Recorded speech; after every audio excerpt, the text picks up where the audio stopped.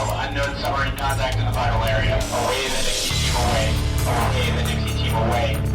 Set general quarters. Set general quarters. General quarters, on hands, main battle station. General quarters, on hands, main battle station.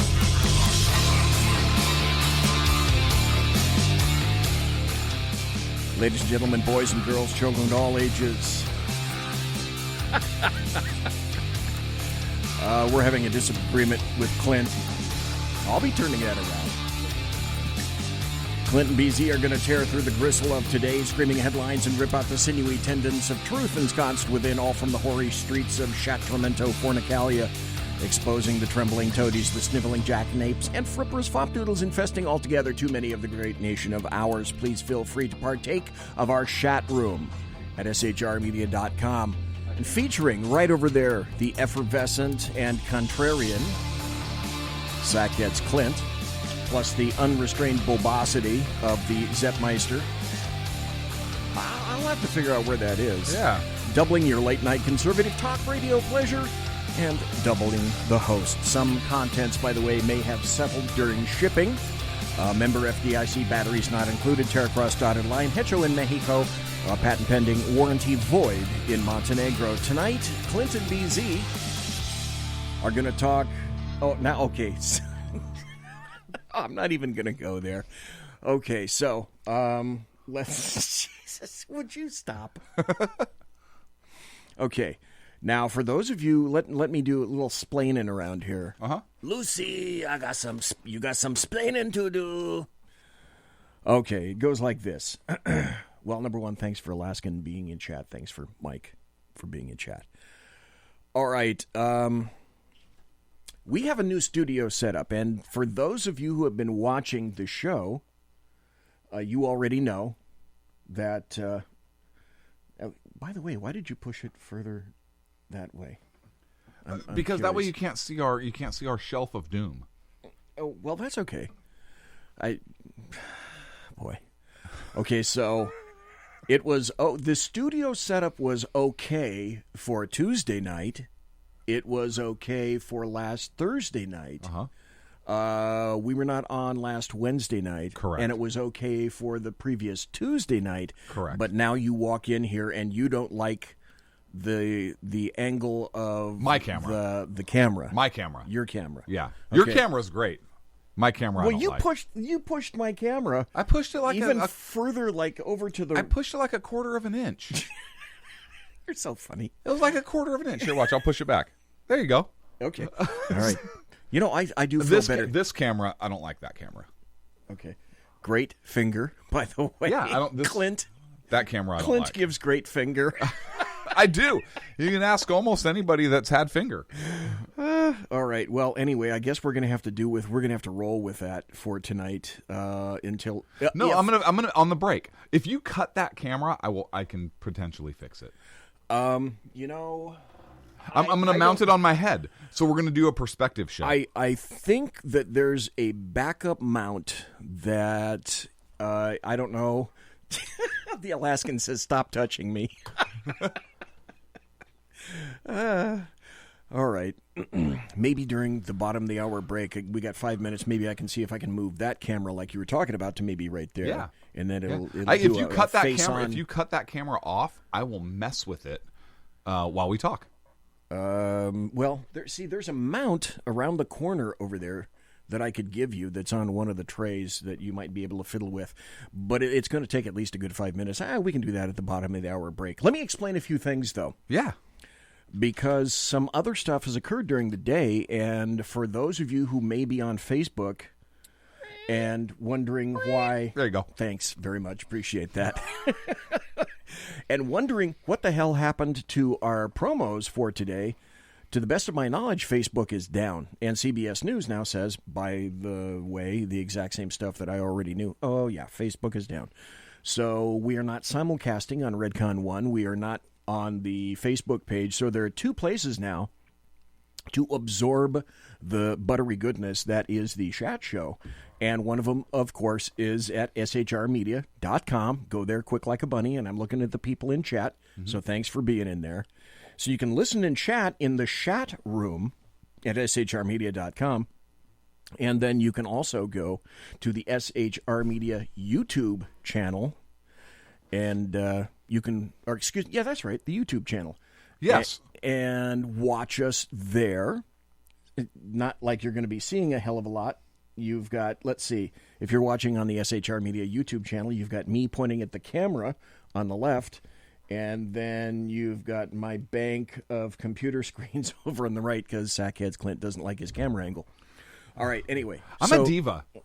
Kind of. I'm a diva. Okay, kind of. Yeah. All right, so Facebook is down, and that's why we're not on Facebook tonight. When it's going to come back up. By the way, if anybody... I was just going to ask this question. Alaskan in chat just said, my Facebook seems to be working. Well, some people have told me that Messenger is apparently working. There, the cat is Sackhead Clint. Did you? Oh, yeah, there's... Okay, if Too Bad Whiskey Dale isn't here because Clyde, Clyde the Bobcat now, who is in the saloon, is clearly visible on screen number 2. So, Clint, should I just say screw it and move over and I'll take the whole damn page?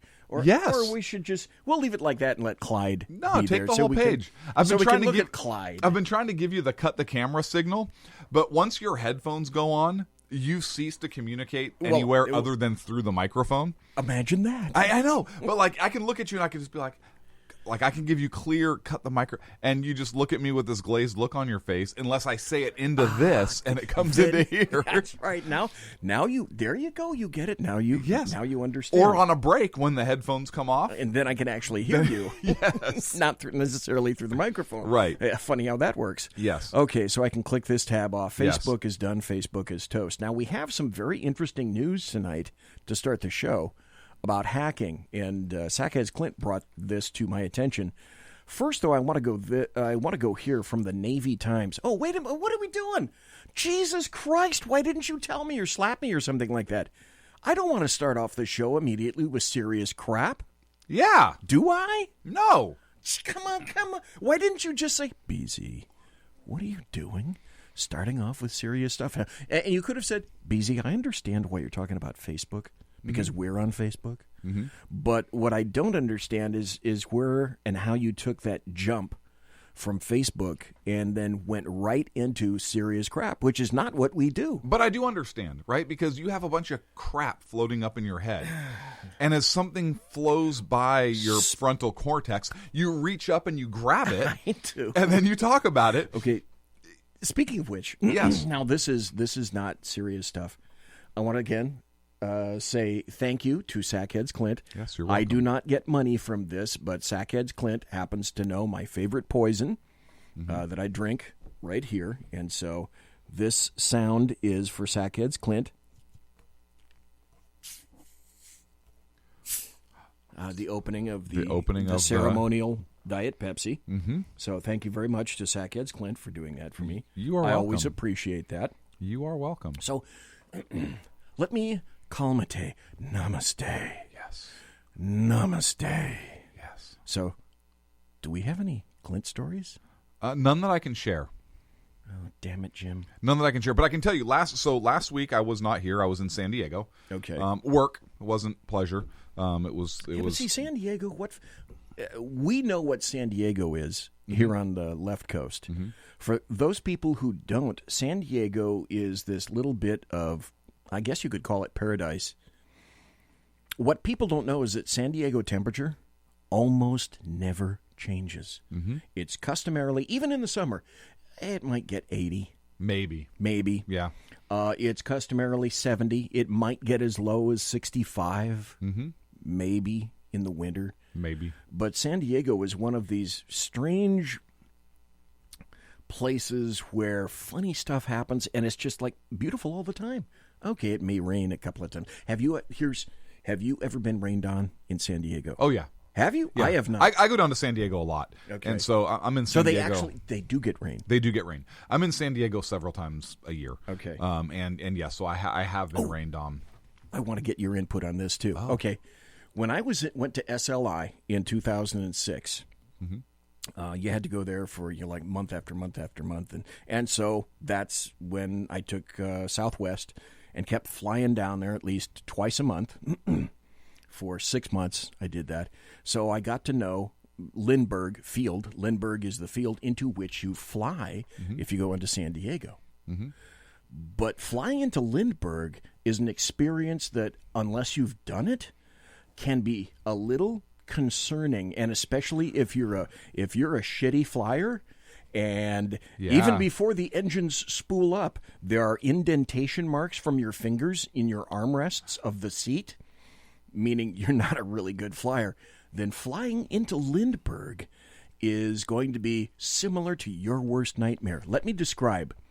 When you're in a 737 in Southwest, and we'll get to the 737 story, when you're in a 737, because that's all that Southwest has, they have one model of aircraft, period. Smart business. And that was extremely smart on PSA. Or they were formerly PSA, now they're Southwest. Very smart. But they only have one model, and that reduces maintenance, purchasing, upgrading, etc. I mean, that really their mechanics streamlines know their aircraft. everything. It's not like, one mechanic is, which one is this and which one is this, and nope. Like Delta has 5 or 6 or 7 different variants of aircraft that they fly. Southwest has one 737.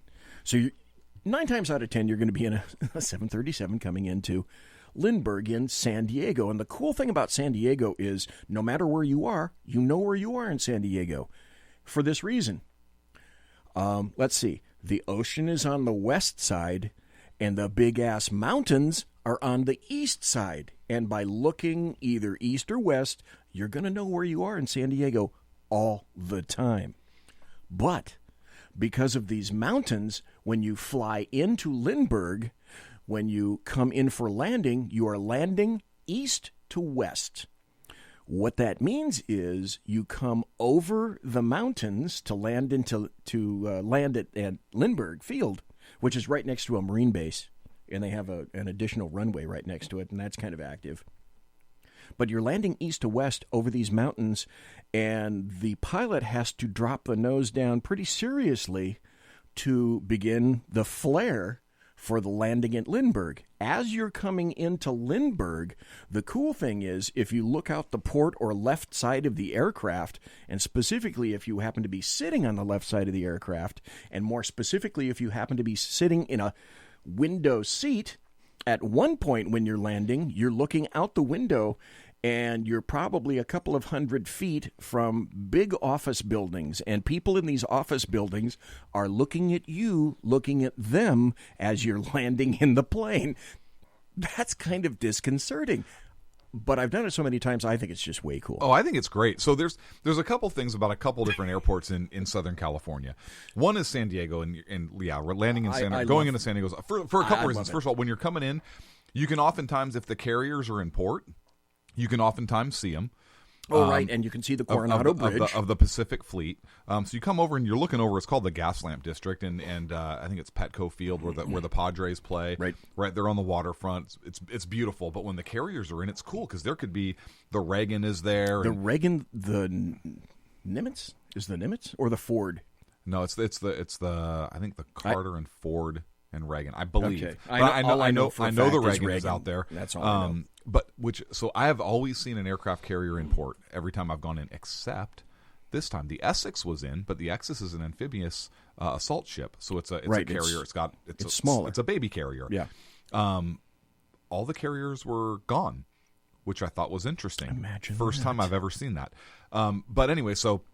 Yeah, flying into San Diego and seeing those right by the office building stuff is pretty cool. I still love doing that. I think is it Ontario, where when you're taking off because of the noise abatement, they power up and it's almost straight damn up like you're in a combat zone. It's pretty freaking awesome. And then they cut the power to the engines. Power down, and you continue to arc up for a little bit. And then you kind of level off, and right before you start to come down again, they kick the engines and they power the engines back up, and it picks you up again. And it's because the people that bought houses right by the airport, they didn't realize it was going to be loud. The airport was there first. Yeah, isn't that funny how every airport that gets bitched at was there first. many, many years Yes. before they started building these houses. Yes. All these numerous subdivisions, and all of a sudden, magically, they're offended because aircraft engines are loud. Yes. So and I think it's isn't it Ontario? It's like you're in a freaking combat zone. It's and then you're like, holy shit, am I weightless? That's right. And then it picks you back up again. It's like being in one of the like a C-135 where they do these arcs to make you weightless for a while. Yeah. You're right. I think it is Ontario. I think it is, but it's pretty cool. There's some cool little airports, but LAX is an absolute crap hole. Oh, LAX is a stay away from LAX. But San Diego's a really cool place to visit. To spend some time, some great bars down there. If you're into drinking, I kind of am. I didn't have the opportunity to do that this time. It was literally a down and back, so I didn't get to spend any time there really. And folks, if you do go to San Diego, you have to go to the waterfront area, which is adjacent, I think, Old Town, not far from Old Town. Right. And they've got a whole bunch of ships there. They've got. All right, what's the aircraft carrier? Midway. Which one? The Midway is really cool. They've got the Midway. They've also dock got there. They've also got the barbecue joint, kind of down a ways a little bit on that same strip. That was the jukebox scene in Top Gun was filmed there. Oh, okay. Did not know that. Yeah, the barbecue place. It was good barbecue too, but it's a little claim to fame right there. It's filmed right there in that spot. The Midway tour, if you go to the Midway, is excellent. It's really great. Got a ton of aircraft on the deck. You can go up onto the bridge. You can do a ton of stuff on the Midway. And then right next to it, well, not far from it, is an Akula-class Russian submarine from the 1980s. And if you go to San Diego and if you have any interest in history whatsoever, go take a walk in that submarine. I cannot remember the name of the submarine. There's a maritime museum there, and you can get to. There's several ships that you can get a go whole onto. bunch of different things. Star of India there. Yes, the Star of India. The sailing ship is there. There's a big ferry. Ferry. Okay, smart asses. I know what you were doing. So that's there as well. But for God's sakes, get on the Russian submarine, because the Russian submarine is really cool. And because it's a diesel electric, so you don't have to worry about glowing when you exit. But walking to that submarine is kind of like walking into the World War II submarine, the USS Pompanito, which is in San Francisco. And the Bowfin, too, which is in Pearl Harbor. And the Bowfin, yes, which you mentioned, is in Pearl Harbor, because they're both cramped as hell, but this is allegedly a 1970s, still operating up to the 1980s, Russian diesel-electric submarine. And if you look at the hull plates and whatnot, the first thing I thought about myself when looking at the hull plates was, how many fucking vodkas did these guys have to nail this shit together? Because it doesn't look really well done to me. Right, and why did they use nails? Right? So you go. Shouldn't they weld it? Yeah, that's the first thing I was thinking. And then on every submarine, the other submarine question needs doorknob. Yes, it does. What? Right next to screen door. Moose and squirrel. So you keep when you go into the interior of this thing, it looks and feels like you're walking into a U.S. World War II submarine. That's how kind of ancient. There's wood in the wardroom. There's wood in the captain's cabin. Of course, all this stuff is really small, really cramped. But the first thing that I remembered going into the Russian submarine is, this is like walking into an American World War II submarine. Except for... This is a Cold War submarine. Except that this is a Cold War submarine, and you still have some torpedoes in there, and it's a little bit bigger than the Pompanito, and it has more bad stuff that goes boom. The torpedo rooms fore and aft are way cool. Anyway, you got to go see the Russian submarine if you go to San Diego. And also, Old Town is really good. If you don't like Mexican food, you're way screwed if you go to Old Town. Ton of it there. Look, if you don't like Mexican food, you're way screwed if you go to San Diego. If you go to San Diego. I mean, the best Mexican food by far. But the cool thing about the Midway is if you're military or prior military, or law enforcement, or I don't know if Fire Guys or not get on there. But if you're one of those things on, you can get on for free. Yes, and I did. Anyway, great tour, great ship. The next thing I'd love to do if I could, because I've only seen photographs, and maybe you have. I would love to get on one of our World War II battleships. I think we have 3 stationary battleships left. One in so there is one in San Diego, or one in Los Angeles. Los Angeles, okay. So if you can get on a battleship, I would recommend going on the Missouri. But the fire control centers of those things. Have you been on the Missouri? No, I've just seen pictures where the thickness of the walls surrounding fire control and surrounding the place where they fire the guns in the turrets, the 16-inch guns. So let me say this: I've been on the Missouri several times, and everybody that listens to the show knows that my family came from Hawaii. My family Pearl Harbor survivors. My whole family was there during the attack on Pearl Harbor from different perspectives. I spent a lot of time in Hawaii, particularly as a kid, and so. I've been to the Missouri several times. Missouri wasn't there when I was a lot younger. Came there since. But the cool thing about the Missouri is a couple things. Number one, you don't realize it. So it's moored on Battleship Row, on what was Battleship Row, along Ford Island, which was attacked on December 7th, 1941. So to go visit Missouri, you're coming onto an active military installation. So you have to take the little boat to go across the harbor to get to Ford Island, right? Well, no. Yes and no. So you take the boat over to go see the Arizona, and it's an active Navy boat that takes the tourists over. It's active Navy people that crew the ship, or that crew the boat. But to go over to the Missouri, you have to jump on a bus, and you actually have to go onto the active portion of the base. And there's a house there on Ford Island that presidents stay in when they visit Hawaii. Obama didn't; he had another place there. But I think the last president to stay there was George Bush. And you drive right by this house, up on a hill, military housing, but it's still beautiful. And then you kind of make this left turn after you go through. But they stop you at the gate and they ask no cameras. You can't take cameras when you're on this bridge that goes across. Like, they will literally stop you, because the bridge is one of the few in the world that actually goes down under the water to let ships pass, and it is a 100% security concern. So they will stop you under the bridge. The bridge goes under the water. Excuse me, the bridge goes under the water. Yes.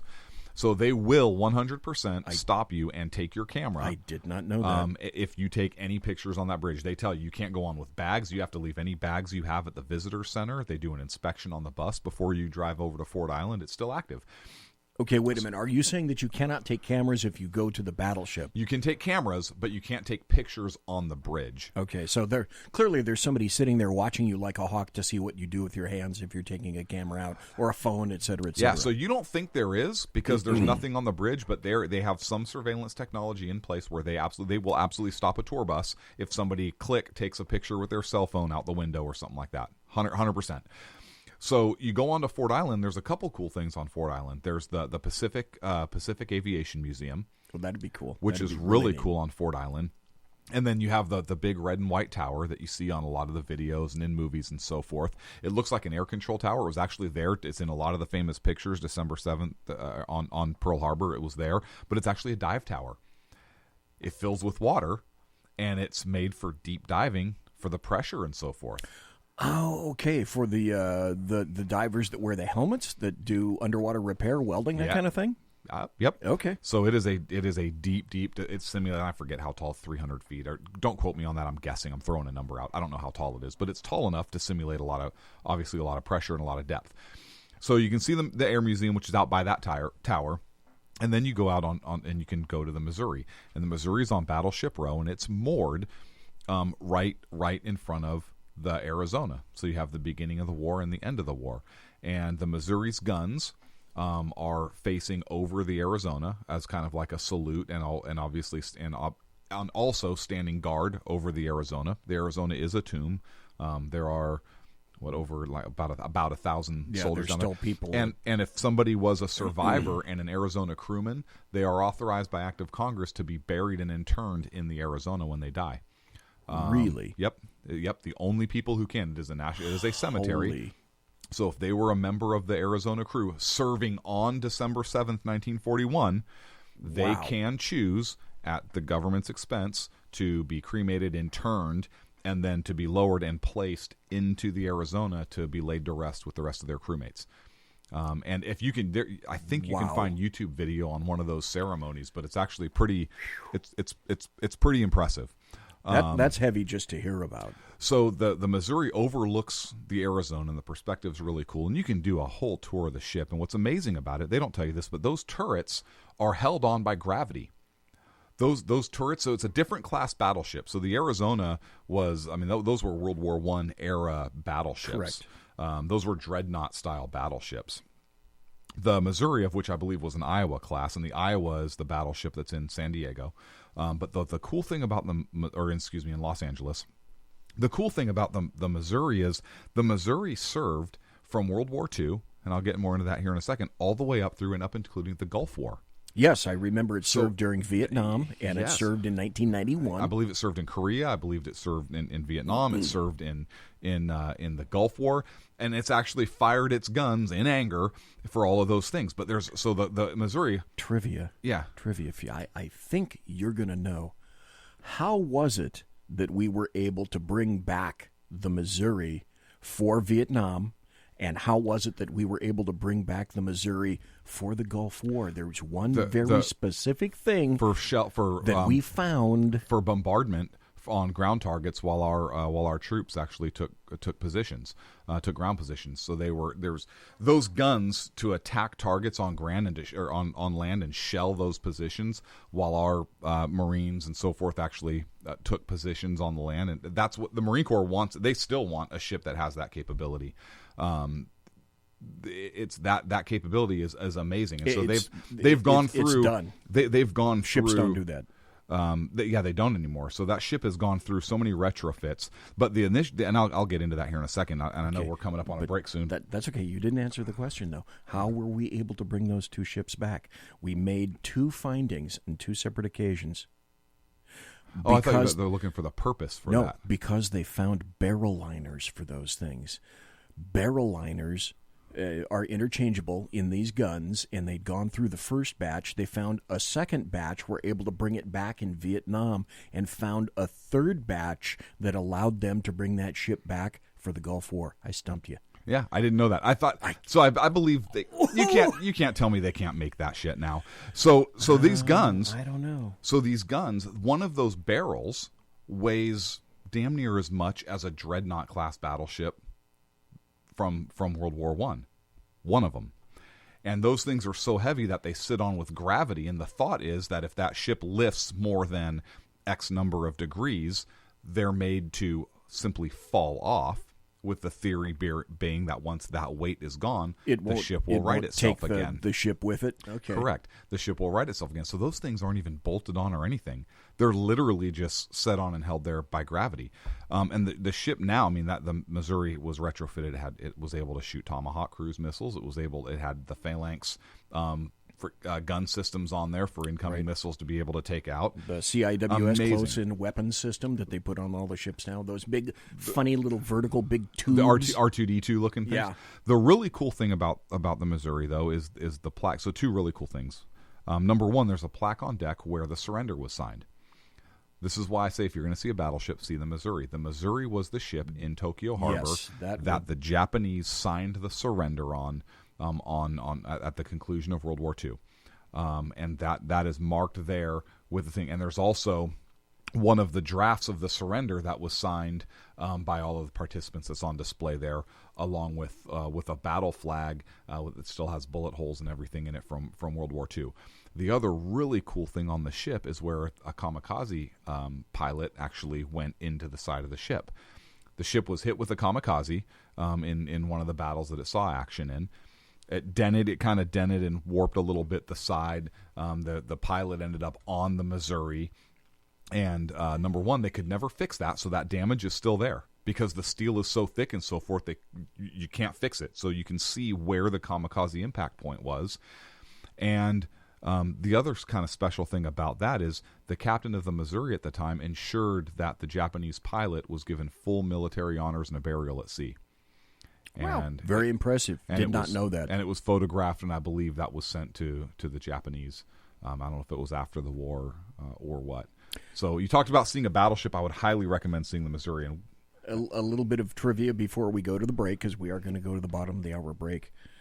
The biggest difference between that, folks, do you remember, and Clint, do you remember 1980, the Battle of the Falklands, when the HMS Sheffield was sunk by one exocet fired from about 20 to 25 miles away, and it pierced the hull of the Sheffield, which is aluminum, caught fire, and sank the British ship with one Exocet missile. Today, with the armoring along that belt of, say, the Missouri or any of our battleships, an Exocet missile would make less of a dent than that kamikaze. Just a little bit of trivia for you guys. I guess we built them pretty damn good back then. Okay, we're going to take a break. I'm going to see if I can change the camera to Clint's satisfaction. And thanks for listening, folks. We're going to be right back. Hello. Come on, do it. There you go. Conservative media done right. You're listening to the SHR Media Network. Hey, it's Sean from the Sackheads Radio Show, also one of the owners here at the SHR Media Network. Are you opinionated? Have you ever wanted to do your own show? Have you ever heard somebody like the Sackheads and go, yeah, I could probably do that better? Well, now's your chance. Send me a 5-minute clip at sackheadsradio@gmail.com, and maybe you can be part of the SHR broadcasting team. sackheadsradio@gmail.com.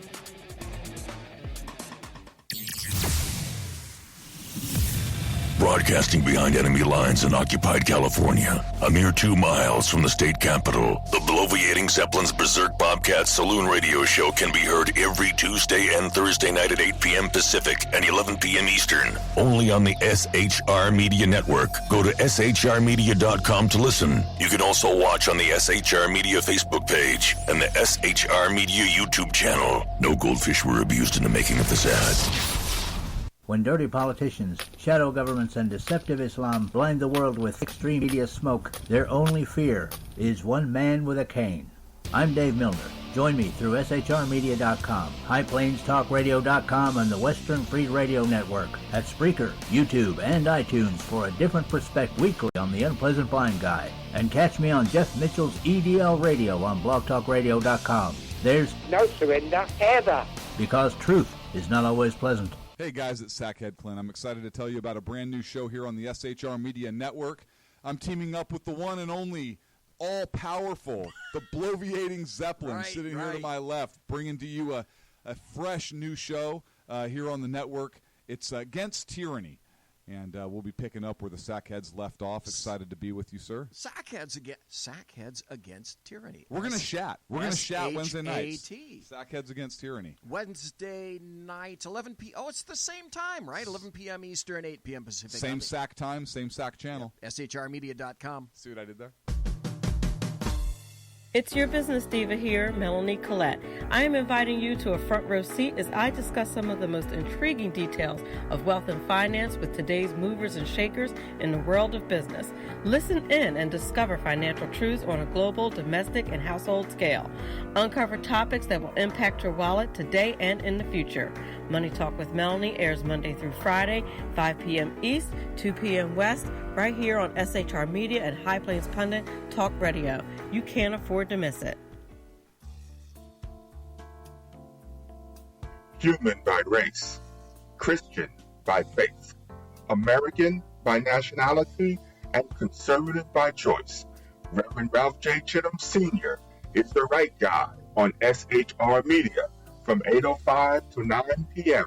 Monday through Friday. And if on the rare occasion I am ever wrong, I will still always be right. The right guy on SHR Media. Hey, this is Michael Wright. And I'm Shannon Wright. Join us for The Right Way with Shannon and Mike, Monday through Thursday from 7 to 9 a.m. right here on SHR Media. Why are they joining us? For fun things like sports, politics. Oh, maybe some news and entertainment? And all kinds of other things. Money and recipes and events, all kinds of stuff. Yeah, so join us Monday through Thursday, 7 to 9 a.m. here on shrmedia.com. Hey, BZ. So the plan's working. You got rid of Sacco. Sean is now stepping away. I never even saw him. And I know, and insidious. You know, we talked about this for, for the last 3 years, and finally coming to fruition. You know I'm still in the room, right? It's almost like he's here still. Did you hear that? Yeah, it's kind of... It's amazing. It's kind of at you. It's kind of eerie. Kind of a poltergeist. Like a poltergeisty thing. Yeah, sackheads against tyranny. You're listening to the SHR Media Network.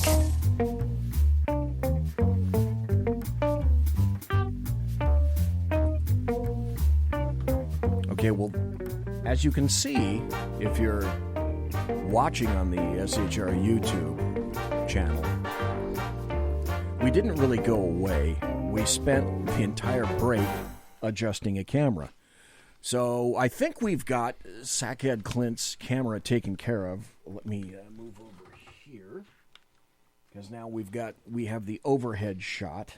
Which looks amazing, by the way. And let's see, where's the... let me go up here. Here's Clint's... come on. There we go. Now that's the Clint chair. Clint, is that more acceptable to you? Yes. Okay. All right. So we've got that, and we've got the split screen, and we've got the... overview. The single screen for me. And so I think we've got the views down a little bit better than we did. This is not the view. No, it isn't the view. This is not the view. But we have... Maybe I should say we've got the perspectives down. We have the perspectives down. That might be better. So I like that. We'll do the split screen, and I think we've got it better now. At least Perfect. a little bit more to Sackhead Clint's acceptance. There. With that, there are two stories that have to do with hacking. You just reminded me of something. You gave me a thought. Oh, what's that? We need a perspective cam. Well, that's kind of what that one was going to be. Like our perspective. Like Clint cam. So it would be like clip like right up here, and it would face you. Oh, like a cop body cam. Like it would face you, and then your camera would be on top, and it would face me. Wow, yes, the cameras. Oh, we could get glasses. Yes, we could do the cop glasses thing. Yes, because a lot of people have those. A lot of departments went to the Axon cameras that are right on the chest. That I never really understood, because if you get into any kind of a critical incident, it's going to block the gun. And the firearm that you're holding occludes whatever you're seeing. So I always thought, departments, by the way, wake up. Get your damn body cams off your chest and put them either on the glasses or on your shoulder, on the epaulette or something like that. On a helmet. That's going to be a much better view than... Oh, yeah, never mind. Cops can't wear helmets. That's too militaristic. I know. That can't be. Speaking of cops, there have been so many ridiculous things that have occurred recently with regard to law enforcement. We may or may not get into that tonight, because that's a story for another day. We've got a lot of national stuff to talk about tonight. We do. Here's the Navy. One story from the Navy. The Navy just issued a report, and it said essentially that it is now completely under cyber siege, and we are bleeding national secrets, just what you didn't want to hear. Wait a minute. Why am I... Okay, now I'm getting a buzzing out of your microphone. That's weird. Okay. A 57-page internal Navy review provided to the Wall Street Journal paints a dire picture regarding an ongoing cyber war pitting hackers against the Sea Service. Navy Secretary Richard Spencer last week said essentially that report, of course, was leaked that the United States Navy is under cyber siege by a host of actors, including, of course, Chinese government hackers who have exploited critical flaws in U.S. cybersecurity in order to steal troves of national security secrets from the defense industry. I thought for sure that was going to be Korea. I'm sure Korea is in there. Iran is in there.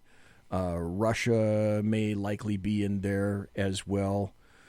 So we're leaking secrets. Wonderful. We can't keep our stuff. Well, we already know, at least in terms of this story. If it's digital, it can and will be hacked. Yep. Period. End of statement. So if anybody makes any kind of a fallacious statement to you, as in, when we take... fallacious statement. I know. F-A-L-L. Oh, okay. Okay. Okay. No E. F-A-L-L. Okay. I didn't know. All right. No, I know. And that's why I know. That's why because I like asking. fallacious statements. Right. But the other... I don't have to... Never mind. Variety. So if people say that you're whatever it is, fill in the blank, it's secure. Your DNA is going to be secure. Your genome, your personal genome is going to be secure. Your camera in your house is secure. Secure. Anything that your Amazon Alexa is secure. Secure. Siri is secure. Right. And so the Internet of Things will be secure. Uh-huh. Bullshit alert. Yeah. That's not going to be happening. The second article that we have about hacking, etc., is something that you discovered, and I want you to cover because up till tonight, I wasn't cognizant of that, and you made me aware of this. So there's I guess a fight underway for the future of 5G. 5G is the kind of the latest broadband technology. And the FCC, in their infinite wisdom, has decided that they want China to be the leaders of that. And so Qualcomm, I think, was making a lot of the 4G chips and technologies and so forth. And so the companies that were using that needed to buy a chip from them to put in, name your device. Well, you have companies. A chip from Qualcomm. Correct. Okay. Which is an American company, right? Correct. Okay. But they want to buy shit cheaper from China. So you have your Apples and so forth that were using this technology, but they wanted to buy cheaper stuff from China. So what did they do? They filed suit in San Francisco, of course, against I believe Qualcomm, and trying to get the technology released, try to get it cheaper and that kind of stuff. Well, I believe I think I said FCC. I think it's the FTC, Federal Trade Commission, wants to make a ruling that the 5G technology gets to go to China without staying here. Qualcomm is the leader of the industry, because it's going to be cheaper for everybody, and they don't believe in American exceptionalism, and they want one world global peace market, all that good stuff. And so the Obama administration, when they appointed the new head, filed suit in the closing days of the Obama administration. That's one of the suits that is going on here. The Donald Trump comes in to office. He appoints 3 Republicans to 2 on the board or the committee.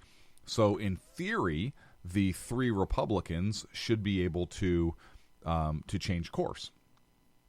Well, that sounds like there's a big however in there. Oh no! Do you want to showbiz this one? I'm shutting up now. No! You can't. No, I'm quiet. I'm listening. You should. So this jackass on the Federal Trade Commission, who was appointed by Donald Trump. The Chinese company. I don't know how to pronounce it. Huawei. It's Huawei. Huawei, I think. And they had something to do with Canada, if I'm not mistaken. I don't know. So Huawei and Apple, they manufacture in China. Okay, they do their manufacturing in China, and they want to buy their chips from there too. because they would rather pay. Qualcomm was charging right around $10 per device. They want to obviously pay less than that to increase their profit margin. Okay, I'm a good capitalist, but not at the expense of national security, right? So, President Trump appoints the new chairman of the FTC, Joe Simons, and he is on the commission. Well, after he's confirmed by the Senate, Simons recuses himself from the Qualcomm case, which leaves the balance of power at the FTC commissioners at 2 Democrats and 2 Republicans on the panel. Now, since it takes a majority to reverse direction, there is no majority ruling, and so the continued progress or the continued direction that was set in motion by the Obama administration gets to continue because this jackass recused himself. And since he recused himself, there is no way to reverse that process.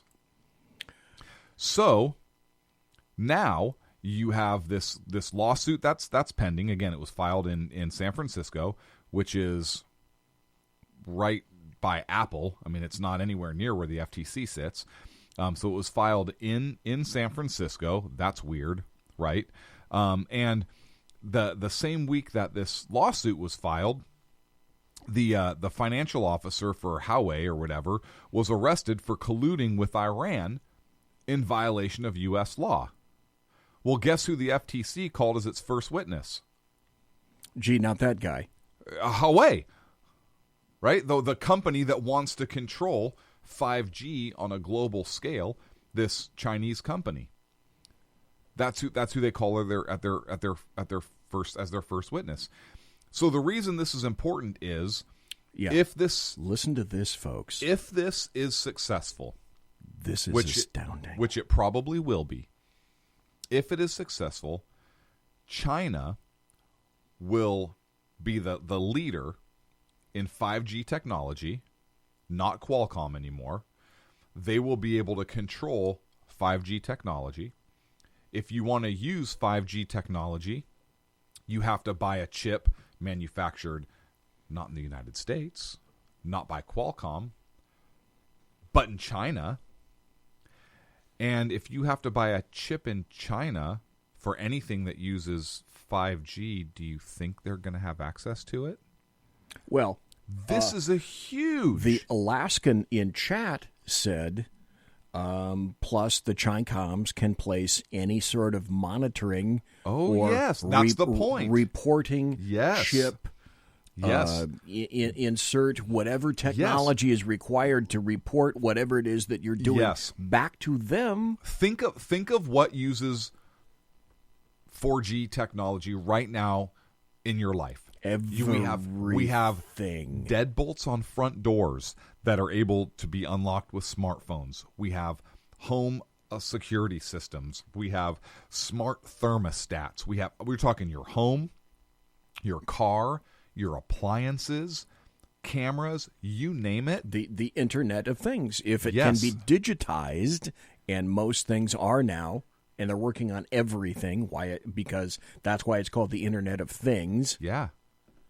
Everything is subject. Do you realize that privacy used to be... I was having this conversation with somebody this week. Privacy used to be very, very sacred. Americans used to fight for privacy rights.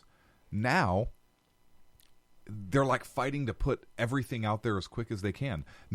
Privacy is not as big a deal anymore as it used to be to most people, and it should be. I never understood that. Which is why I think that I think that we're in some of the situation that we're in, and people aren't really paying attention. They're like, because the attitude is, if somebody in China really wants to watch me do laundry in my underwear, what do I care? That's the attitude, and that's the attitude. I've heard conservatives say that. Because I say, hey, don't you put like tape over your camera or something? And literally the response I get is, if somebody wants to watch me like change in my underwear, or well, what do I care? My life's not that interesting. I don't have anything in my bedroom. That is the attitude of today, and that is so scary. But attach it to this. Attach it to what's going on in China right now. China has attaching to that a social score. So you as an individual in China, you can be upgraded and degraded with your social score according to how well you conform to Chinese rules, regulations, suggestions, orders, etc. Yeah. How is it that they find out about where to place you in a social score? They do that by the digitization of everything that you own, meaning that the Internet of Things, your car, at work, in your home, invading every aspect of your privacy in isolation, maybe, doesn't seem all that big a deal. But taken in totality and doing the logical extension like what China is doing right now, and Google and Facebook all bending over backwards to make sure that they conform to whatever it is that China wants them to do in terms of censorship, because China is a massive untapped market for all of these bastards. Yep. These massive corporations, social media corporations, don't give one tinkering fuck about how they invade you. You're a commodity, you're a product, and you're there to be sold. And if China ultimately, if it hasn't already occurred in terms of the negotiations, if they haven't already acquiesced to China saying something similar to, you pay us a couple of $1 billion, whatever the agreement may be, we'll give you access to everything that everyone goes through Google or Facebook in the United States. We'll give that all to you. Mm-hmm. And then the other thing, considering the movement in the United States towards Democrat socialism, and what is socialism? Socialism is nothing but step one towards communism. Well, if China thinks it's a great idea to have a social marking in terms of where you are in the hierarchy of social justice warrior acceptance, well, if that works for China, well, that sounds like a pretty good idea here in the United States, say the Democrat socialists. Well, I mean, China does it as a way to make sure that their government is in control, right? It's power and control. So people that are dissidents or people that speak out about the government, those scores go down. They get less services. They're not rated as high for jobs. There's a lot of things that come into play with that score. And bring that right? here now. Well, Here? so, and if you think what BZ is saying right now is bullshit or far fetched, let me bring this to you. There was a Wells Fargo executive that AOC was trying to grill, and it was about funding on the pipeline and the funding, basically financial loans that Wells Fargo Bank have done, and she was saying, first of all, she didn't have the proper facts. She was talking about a leak in the pipeline. The pipeline hasn't even been built yet, so she kind of looked like an ass. She was reading off of talking points that somebody prepared for her. She was clearly reading a script and had no freaking clue what she was talking about. Huge shock. But the point of the matter is this: she's grilling this Wells Fargo guy, and she's basically trying to make the case, it seems to me, that she's trying to make the case that Wells Fargo should have some liability in X via oil spills from a pipeline or some other culpability because they fund a company that built projects for ICE that caged children. And so because Wells Fargo provided loans to companies that did something she didn't like, she wants to go after Wells Fargo. She's saying, she asked, what's the culpability or what's the liability for Wells Fargo for being financially tied to these projects or something but to see, that that's effect. what New York, the state of New York, has already done with gun manufacturers. They have said, and other states have said, that if you do business as a bank with gun manufacturers or sellers, we're not going to allow you to do that. Some banks took it upon themselves to say that we are no longer going to be processing loans if you want to be involved in manufacturing weapons, firearms, accessories, or if you want to be a gun store. And funny you should mention that, Sackheads Clint, because as you were speaking, do you want to hear the audio cut from that? I would love to hear the audio cut from this crackhead. Here's Alexandria Ocasio-Cortez making mention of this. Seek unanimous consent to submit 3 reports highlighting the bank's role in debt financing these groups, the for-profit prison companies running ICE detention facilities. Without objection, such is the order. Mr. Sloan, why was the bank involved in the caging of children and financing the caging of children to begin with? What? I don't know how to answer that question because we weren't. So in finance, you were financing and involved in debt financing of CoreCivic and Geo Group, correct?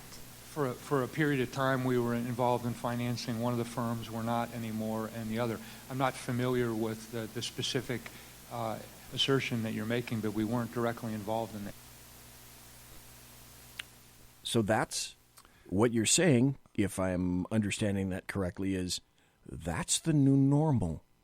Under her, the new normal will be if you are remotely linked causally or at an extension, here would be the logical extension. If you helped to build the new branch of a corporation that she didn't care for or her socialist minions didn't care for, the logical extension would be if you helped connect the electricity that built to that building, you're subject to destruction. If you were the construction company that was linked to building that building, you would be subject to social destruction. If you poured the cement for the foundations of that company, you would be subject to destruction. If you plumbed the company, if you put in the electrics in that company, she actually made a point. She was talking more about the pipeline. So that was the questioning regarding to the buildings for ICE, the ICE detention facilities. But we see where it's going. Oh, absolutely. But she actually asked the question: what is Wells Fargo liability or culpability? I forget how she phrased it. In this pipeline that supposedly was leaking. She straight up asked that question. What is the culpability or liability, however she phrased it, which is scary on a lot of different levels. In terms of common sense. How this guy didn't stand up and say... See, now that's the first thing I was thinking when I was listening to what he was saying. And I have the luxury of being able to look at the face that he's presenting to her in the timbre of his voice and looking at his face. He's frightened. This is something that he's never been subject to before. He's been brought in front of her. Mm-hmm. She's an unknown quantity, and then asks him a question phrased the way it is, out of left field that he has no idea. He no more saw that coming than the man in the moon. And my first response to that would be something similar to what Howard Hughes said in an open forum with regard to building planes during World War II. I don't answer to you. I'm a bank. We make loans. What happens with that money afterwards? This is a business engagement one-on-one between ourselves and people that are looking to do something with that money. Beyond that, if it's not illegal, if we're not loaning money to the cartels, for example, you can rightly fuck off. Yes. That would be my response. That would be my first response. Yeah. What is our country? Well, we know what our country's coming to. Yes. And you look at, we're not students of history anymore. We talk about this ad nauseum, but the communists, we are the communists, the socialists, the fascists, insert big government type, and what do they have to do? They have to exert control. They have to. Okay, so I have. Did I tell you? I don't think I did. I didn't tell. I have a Clint story. I did have one. I have one, and it plays into this. But we're going to come back after the break. Yeah, because we only. In other words, you don't have it. It's going to take more than a minute to tell this story. Yeah, right? I could try it. Look, okay, big deal. Right. So we go a couple minutes over. So I don't think I've talked to you since then, but I met I had the pleasure of meeting and engaging with and hearing a remarkable individual. And so I was at a place, and there were a few different artists there, like not rap artists or anything like that, but like legit like artists, like painting artists. Okay, all right. And one of these artists, I wasn't a huge fan of his style. I wasn't a huge fan of his work, because it just wasn't my style. But I'll tell you what, after I had the opportunity to speak with him, after I had the opportunity to hear him speak, I am a huge fan of his work, and his work actually grew on me. And the artist is an artist out of Florida. He's known. He goes by Lebo, Lebo. And his work kind of reminds me, it kind of like almost looks like graffiti, street art, which is not my thing. But I'm sitting here, and he's got all his art kind of out on display, and this was a pretty big event, and he's got some things out or whatever, and he said a few things to the group. But here's his story, and he was telling us his story, and he's telling us how his family immigrated from Cuba, and he's talking about being poor and in Cuba and having to try and make it here in America with his mom and his struggles, some of the struggles that he was having. And he made mention of, he said, in Cuba, my parents and so forth, my family growing up in Cuba, hey, first they took their guns, then they took their religion. He said, and that's always how it starts. And he kind of slipped it in because I think he knows he's in California, and I don't know the crowds he's used to talking to. But he said very specific, and this is somebody whose family had lived it in Cuba. First they take your guns, then they take your religion. And that struck home. That's Lebo. Yep, that's some of his artwork. So why is that scary? What are they trying to do here in the U.S.? They're attacking guns, and they're attacking religion. What did Hitler do in World War II? He took guns. He went after religion. You can read the biography of Bonhoeffer. A great story if you have a chance to read that. But anyways, Lebo was talking about, and he was talking about these things, and then he went on, and he said, I want to tell you a story about this art, and he had several pieces that were out, and there were pieces of wood, and they were like cuts of wood, and he'd done some art on the wood, and I was like, oh, that's kind of cool. But he says, let me tell you the story about this collection. Now, was he there to talk to you about what you're saying? That is to say, the slippery slope kind of thing? No, it was that was an adjunct of him making a presentation about his art. Yeah, it was him talking about his art to all of us, and this was an invite only event, and so but you intuited much more out of it. Absolutely, well, yeah, absolutely. How do you not, right? First they take your guns, then they take your religion. He's talking specifically about this, and they said that's how totalitarian and governments work. And the guy is extremely smart. In talking with him, the guy knows world history. He knows religious history. Name the religion. The guy is very, very smart. Very well. I don't know if he's self-educated. I think a lot of it is self-education, just because he has a hunger for knowledge. Anyway, so he's talking about these pieces with the wood and so forth, and he says this is called my Purple Heart collection, and that's the face I made right there. I said, right? I'm listening. I know what that means, but does it mean the same thing to you? He said so. Let me tell you the story. So, and I may screw up the story, but I'm going to give it to you in essence, just knowing that some of my details may be fuzzy, but the crux of the story is what's important. He says there was this individual that he knew was living in a building kind of with somebody he knew or whatever, but he was down on his luck. He was a vet from, I believe, Afghanistan, might have been Iraq, but he was a vet. He was an EOD guy, lost his leg, and was kind of having a hard time. So he likes doing stuff with wood, and Lebo kind of sees him with wood, and he asked the guy, hey, how much wood do you have to cut? How much wood do you have to cut and sell? Because he does custom things with wood. How many pieces would you have to make in order for you to be able to live? Pay your rent, buy food, keep the lights on, basically. How much would you have to make? And the guy gave him a number, and Lebo said, okay, I want you to cut me wood, make things, do shapes or whatever, and I will buy that much from you. Lebo then took that wood that he bought from this vet, so now gave him a way to sustain himself, to live, right, and created art on this wood. And what Lebo said is, I believe in a hand up, not a hand out.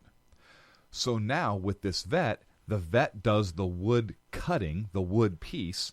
Lebo does the paint on it, and they sell it together. And every piece he makes has this guy's on the back because they create this art together, and now this guy is actually sustaining himself through work. That is ingenious. There was another lady there, and I don't remember the specific story about her, but she was older, and I guess Lebo had a piece of canvas or whatever that was that was ruined or whatever, so he had her take a piece of this canvas and put it on a piece of clothing because she was a seamstress, and he wanted to pay her for it. She knew she was having a hard time. Well, he did it, and he loved this. I believe it was a jacket. Loved it. And so he asked her again. She was struggling. I don't know if it was the same building, different, what the connection is there. But he asked her, hey, what can you do? Can you give me pieces of cloth, things that you sew or put together that I can incorporate, and can we work something out? Yeah, and I'll turn it into a piece of my art. And that's what they did. So she creates whatever. He may give her colors, suggestions. She creates whatever with linen. And then he takes that and creates art with it, and I forget what that collection is called. But now she's successful as well, and they have this art collection together. And he said again, I believe in a hand up, not a hand out. So those two stories gave me a completely different perspective on what this guy was doing, and the art he was making, and who he is as a person. I mean, he rolled up. He has this van, this big, like, it looked like an Econo van or something, 4-wheel drive. Like, he drove from Florida to where we were in this big van, jacked up, 4-wheel drive, lifted. It was awesome. It was a cool looking van. I mean, it looks like something you'd see out of some survivalist show or something. But I was so impressed with him as an individual, and his sense of charity, his sense of community, his sense of country. It really came through, not specifically with what he was saying per se, but just with the perspective, kind of the vibe I got from him as he was talking about his experiences with his family being from Cuba and here in the United States, and helping the vet, and really being touched by the vet story and kind of how he sacrificed. He talked about his sacrifice for his country so that Lebo has the freedom to create and do the things he can do. And it was not what I expected at all from an artist. I was so impressed. And so I wanted to share that story, and I forgot we didn't do a show last week, and so I haven't seen you since this time, and wanted to share that with our listeners. That's a fabulous story, and what it does is lend credence to the people that are doing it right. And what I mean by that is, in your town, in your city, somewhere in your capital, wherever you are in your state, somewhere on certain days of the week, we have more Americans that are being sworn in from other countries who have done it all right. They've jumped through all the hoops. They've answered all the questions. They have taken the test. These are people who were dying to be Americans so badly that they went through this entire lengthy process, held their hands up, swore an oath to defend the United States. These are the people that we need more of, not the people that want to be nothing more than what I would consider to be abject parasites on this nation. So the one good thing about that, and if you had had the luxury of being able to take him aside and one-on-one speak to him, I bet he would. I did. And I bet he would tell you a story about how wonderful it is to be an American, how glad he is to be an American, how he respects the country. Were you able to get anywhere like that? It didn't quite go there. His conversation, he was very intellectual in talking about the different cultures he studied and so forth. And it came across, he didn't need to say it. It came across in just even the things that I just talked to you about right now, that he's proud to be here in the country. He's proud to be an American, and he thinks that this is the greatest country on earth. It came across in the way he spoke and everything he said. That was nothing that I really needed to even ask him specifically. I mean, I only had a couple minutes to really talk with him, but that really didn't need to be said. It just that just kind of. But how sad is it that we have people that are still doing what is required? We just don't have enough of them. And then when they become American citizens, they are some of the most devoted, loyal individuals that you could find here in the United States of America. Now, folks, it's 10 after 9 on the left coast, and it's 10 after midnight on the east coast. We were going to have a break. We didn't have a break. And we're not going to have a break now until we get to the bottom of the hour. But you're listening to the Sackheads Against Tyranny. That's Sackheads Clint over there. I'm Sackheads BZ. We want to continue with this because a big bombshell got dropped today or yesterday. One of the two, I don't remember which. Which bombshell? I'm curious which bombshell you're talking about. 'Cause there were a couple that were dropped. I have two articles from two separate news outlets about it. Here's one from The Hill that doesn't necessarily, it sure as hell doesn't lean right. It says it's moderate, but it tends to lean left. But from The Hill, and as a matter of fact, this might be a John Solomon article, and if it is, he is if you want to know who an actual journalist is these days, it's John Solomon. Oh, I thought you were going to say it's BZ. Writing for The Hill, and this is a John Solomon article. Lisa Page bombshell. FBI couldn't prove Trump-Russia collusion before the Mueller appointment. And on its face, you may think something like, okay, well, I don't. Why is this important? That's listen, what an investigation is for. Yeah, listen to this. To date, Lisa Page's infamy has been driven mostly by the anti-Donald Trump text messages she exchanged with fellow FBI agent Peter Strzok, as the two engaged in an affair while investigating the president for alleged election collusion with Russia. Yet when history judges the former FBI lawyer, years from now, her most consequential pronouncement may not have been typed on her bureau-issued Samsung smartphone to her colleague and lover. Rather, it might be 8 simple words she uttered behind closed doors during a congressional interview a few weeks ago. Page told this to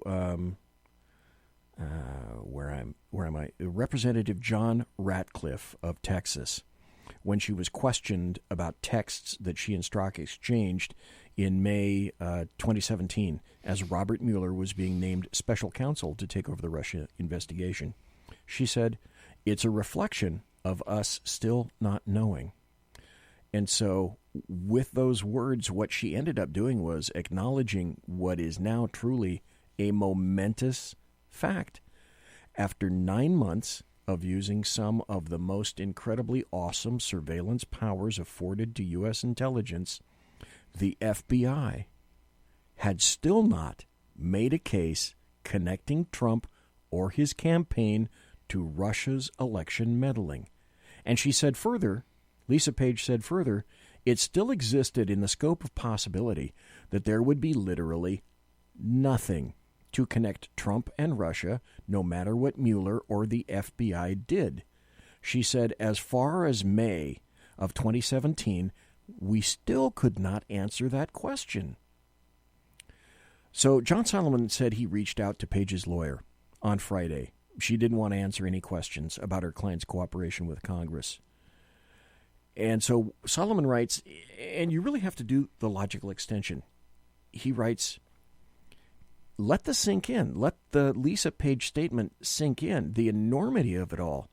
She isn't just any FBI lawyer. She was the lead on the Russian case when it started in the summer of 2016. And she helped it transition to Robert Mueller in the summer of 2017. So shortly after he was fired, James Comey told the Senate there was not yet evidence to justify investigating Trump for colluding with Russia. When I left, we did not have an investigation focused on President Trump, Comey testified. So you have to do the logical extension. What we also discovered was that our DOJ, the Department of Justice of the United States, essentially told the FBI, you will be dropping the case against Hillary Clinton. Yeah, and so this is also from Lisa Page's testimony, where Ratcliffe, member Ratcliffe, characterized DOJ's comments to the FBI, basically saying that they are not going to charge gross negligence, and Lisa Page said that that's correct. The DOJ said they're not going to charge gross negligence. And now this chart has appeared, this mystery chart from the investigation. And it was reviewed exclusively by Fox News, so this was reported by Fox News that this chart exists and that they had a chance to see it. And in this chart, where they're trying to kind of like connect the dots and so forth during their investigation, there was the chart was prepared by federal investigators working the case, and on one of the sections that is up there in terms of a potential violation, there was a note on there, and it says, quote, "Note, DOJ not willing to charge this." And that was written right next to a statute talking about the mishandling of classified information. That's important because that's a chart made during the investigation, so when you're doing really complex investigations, sometimes you got to go old school and you put a chart together to kind of show relationships and so forth. That's right? how I worked. I worked on a whiteboard. That's just it's an easy visual snapshot. Yes, I'm a visual guy that you can look at and say, okay, where are my players? Where are they? How are they connected? Who are they connected to? Okay, that's it. So, and how is this charge connected to this person or whatever? So they had this going. And there was that note on there that DOJ not willing to charge this. The reason that's important is because if you remember, James Comey came out and said specifically, how many times did he say this? I don't even know, that he came out specifically and said that he and his team independently made the determination that charges were not going to be filed. Do you remember that? Yes. He said independently, this was nobody else was involved. Independently, we made the decision that we're not going to file charges. Clearly, that's bullshit. And that's what I originally said. Clearly, that's bullshit. Back then in 2016 is anyone with a slight inkling of knowledge about how the legal system functions, it's not the FBI's place to decide. That's like, I am a detective for a local agency, and that's me telling my district attorney that I'm not going to be filing anything on this particular crime, whereas the DA would be coming back to me and saying, do your fucking job, stay in your lane, do the investigation. Yep. I am the determinant only of whether or not these charges will be filed. Yes. So we had James Comey doing the job of the DOJ, and apparently willingly. So, again, doing the logical extension out of all of this, this can be laid at the feet directly of the Attorney General at the time, Loretta Lynch. Yep. And didn't she have a meeting with somebody on a tarmac? Yes, she did. Weird. Yeah, but they only talked about their grandparents. Grandkids. They are grandkids. They weren't, commiserating in terms of, well, I want to assuage your fears, Bill. The fix is already in. We're not going to be charging Hillary. Yes. The decision having been made, if we remember our history, even prior to Hillary Clinton coming in and in the presence of 9 Hillary Clinton attorneys, that decision was already been made prior to her interview. This is entirely all upside down. But let me ask an if-then equation. And I know the answer, and I'm just going to throw it out there for everybody listening, and for you as well. Do you believe, Sackheads Clint, for a microsecond, that if Loretta Lynch was firmly cognizant of where this was going, and clearly it would seem to me that Loretta Lynch is at the head of the DOJ, it's her job to have her finger on the pulse of all of these highly critical and political investigations. First question, do you think she was not in the loop and did not have an inkling as to what was going on with regard to Hillary Clinton and James Comey? Okay. Of course she was in the loop. Asked and answered, number one. Question number two, if we assume that Loretta Lynch was fully cognizant of what was going on, do we not then go to the ultimate individual, the President of the United States? Do we believe that Barack Hussein Obama was sufficiently daft or devoid of political acumen to not know or not be informed in terms of what Loretta Lynch already knew. In other words, wouldn't it be logical to think that Barack Hussein Obama would want to know what was transpiring in the DOJ being run by Loretta Lynch? Of so course. the ultimate question is, yes, of course he would want to know. Does all of this not lay at the feet of Barack Hussein Obama? I think that I believe a case can be made based on what I believe. I believe a case can be made with evidence, and granted, I'm obviously not privy to the evidence that's out there, but I believe a case could be made if this were investigated to where 100% you could lay this on Loretta Lynch and the head of the head of the DOJ. I believe Barack Obama was in the know. I believe Barack Obama knew exactly what was going on every step of the way because the stakes were too high. Hillary Clinton was running for president of the United States. The Democrats were in a position to maintain or lose power in the presidency. There was a lot of things at stake. So to believe that the president was not privy to what was going on, I think is naive. And that's putting it very mildly. Yes, you're being very kind. Do I think that a case could be made to prove that President Obama said you're not going to charge her? I don't know. I don't think the president is that stupid. And I think that it's a lot more difficult. He's supposedly one step removed. I think he did it. Don't get me wrong. I believe that that President Obama knew what was going on, and I believe it's very likely that he said, yeah, you're not going to charge her, too much is at stake. Believing that or thinking that occurred and being able to prove that are two completely different things. I think just based on what we have now, knowing that DOJ said very specifically we are not going to charge this, I believe that there's evidence to track it to the head of the DOJ at the time. Absolutely. Loretta Lynch.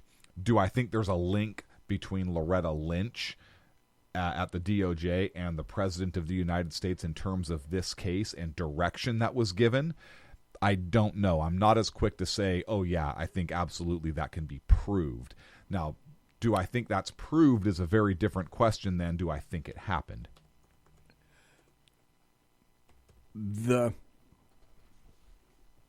I understand exactly what you're saying. What we would have needed to do was to somehow determine if there's a specific linkage. In other words, can we get Barack Hussein Obama's fingerprints on the knife? Maybe. I think that's going to be very difficult to do, but is it possible? Yes, it's possible. But ultimately, is this a... Look, I think that Loretta Lynch needs to be held accountable 100%, and James Comey and everybody that had their fingers on this, 100%. Just because a president had knowledge doesn't necessarily mean that there was any criminality there. But Loretta Lynch sure as hell interfered with an investigation. If they're coming right out and saying, "Yeah, we're not charging that. Don't even bother. Don't even bother with that." But I guess the real question is, does she have the discretion to decide that she's not going to charge that? And the original answer to that question would be yes. Yes. Except with all of the duplicity and the lies that have gone on in the interim. In other words, Yes. if we can throw Paul Manafort away Yes. for lying, what about all of the jackals Yes.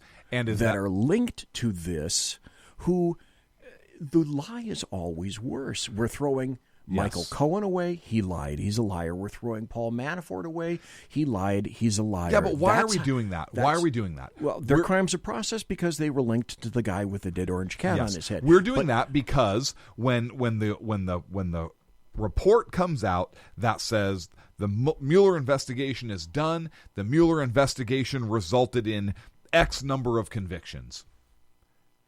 The Mueller investigation into Russia collusion resulted in X number of convictions. It's not going to matter whether Donald Trump actually colluded with Russia or not. We know he didn't. That we believe that's what's going to happen. But what is the headlines going to be in the news? It's going to be Mueller investigation into the Russia collusion of the Trump administration results in 6 or 7 or 8 or whatever convictions. And so what is the the run-of-the-mill person who doesn't really pay attention or look deep into these things going to think? We all know that's why we're seeing the charges brought that we're seeing brought. Do I think that they shouldn't be charged? I'm not saying that, but what I'm saying is this is why we're seeing it. And the fact that we're charging these people, but we let Hillary Clinton go. Look, you don't hear about the emails anymore. You don't hear about Benghazi anymore. Oh my God. Okay. How is this woman not in prison? And is there a 14th Amendment issue here? Because do we not have the right to equal protection under the law? The law clearly is not being applied equally.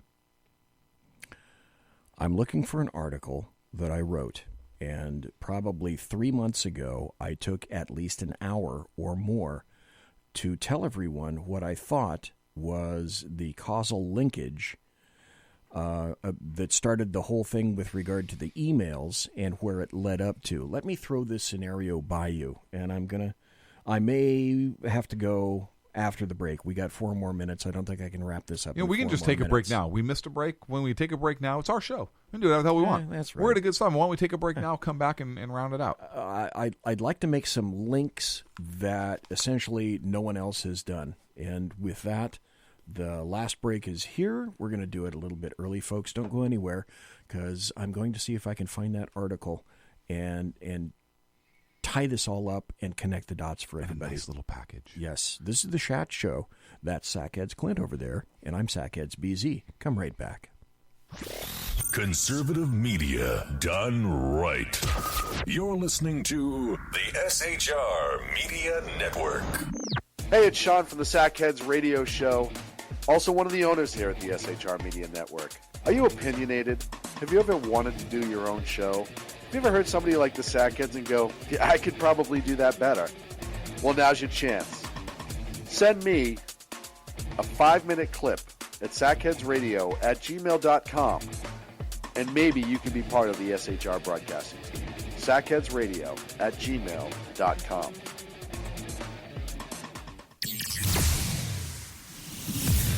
Broadcasting behind enemy lines in occupied California, a mere 2 miles from the state capital, the bloviating Zeppelin's Berserk Bobcat Saloon Radio Show can be heard every Tuesday and Thursday night at 8 p.m. Pacific and 11 p.m. Eastern, only on the SHR Media Network. Go to shrmedia.com to listen. You can also watch on the SHR Media Facebook page and the SHR Media YouTube channel. No goldfish were abused in the making of this ad.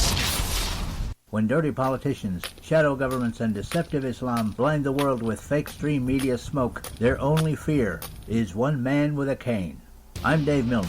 Join me through shrmedia.com, highplainstalkradio.com, and the Western Free Radio Network at Spreaker, YouTube, and iTunes for a different perspective weekly on the unpleasant blind guy. And catch me on Jeff Mitchell's EDL Radio on blogtalkradio.com. There's no surrender ever, because truth is not always pleasant. Hey guys, it's Sackhead Clint. I'm excited to tell you about a brand new show here on the SHR Media Network.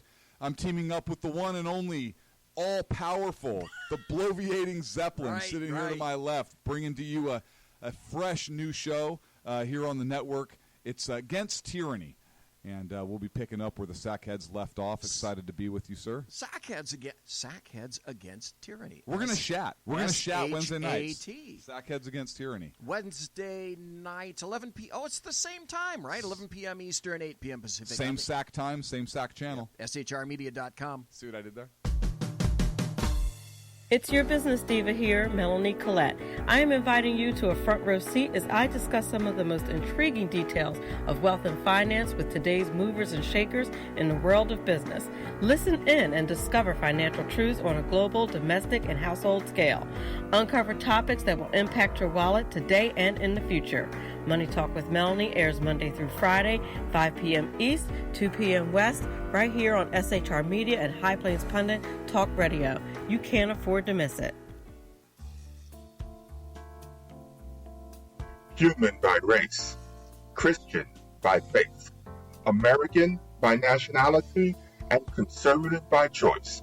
Reverend Ralph J. Chittum Sr. is the right guy on SHR Media from 8:05 to 9 p.m. Monday through Friday. And if on the rare occasion I am ever wrong, I will still always be right. The Right Guy on SHR Media. Hey, this is Michael Wright. And I'm Shannon Wright. Join us for The Right Way with Shannon and Mike, Monday through Thursday from 7 to 9 a.m. right here on SHR Media. Why are they joining us? For fun things like sports, politics. Oh, maybe some news and entertainment? And all kinds of other things. Money and recipes and events, all kinds of stuff. Yeah, so join us Monday through Thursday, 7 to 9 a.m. here on shrmedia.com. Hey, BZ. So the plan's working. You got rid of Sacco. Sean is now stepping away. I never even saw him. And I know, and insidious. Insidious. You know, we talked about this for, for the last 3 years. And finally coming to fruition. You know I'm still in the room, right? It's almost like he's here still. Did you hear that? Yeah, it's kind of... It's amazing. It's kind of at you. It's kind of eerie. Kind of poltergeist. Like a poltergeisty thing. Yeah, Sackheads against tyranny. You're listening to the SHR Media Network.